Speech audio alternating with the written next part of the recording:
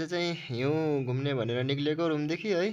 सबै माथि त्यो पछाडि हिउँ यस्तो राम्रो परिरहेको थियो माथि जाने भनेको, तर चाहिँ गाडीको चक्करले चाहिँ जान पाइएन है। गाडीहरू चाहिँ नजाँदो रहेछ, हिउँ ज्यादा परेको रहेछ। हामी चाहिँ नजाने भए फर्क्यौँ है। भाडा किन्ने भनेर हामी चाहिँ भित्र छिर्दै सोध्नु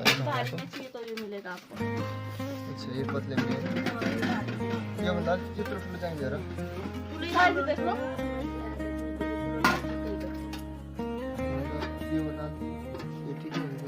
इससे थोड़ा बड़ा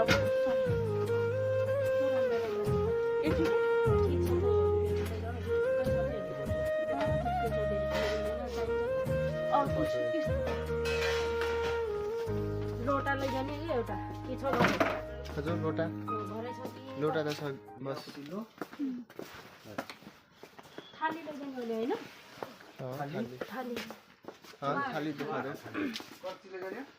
कच्ची कर्ची लैजाने पर्ची त यहाँ छ त कुन सा कर्ची राम्रो हुन्छ के किन्ने अन्यमा भित्र पसेको त। अनि म चाहिँ बाहिर निक्लेँ। अनि चाहिँ दिदीहरूले चाहिँ हेर्दै हुनुहुन्थ्यो, रोज्दै हुनुहुन्थ्यो कस्तो लाग्ने भनेर पनि सोध्दै हुनुहुन्थ्यो। म चाहिँ के लाग्ने गिलास किन्ने हो गिलास नै छ बस भइगयो यति नै। थाली त दुईटा मात्रै निकाल्नु छ पतलामा। यहाँको काम पनि सक्यो।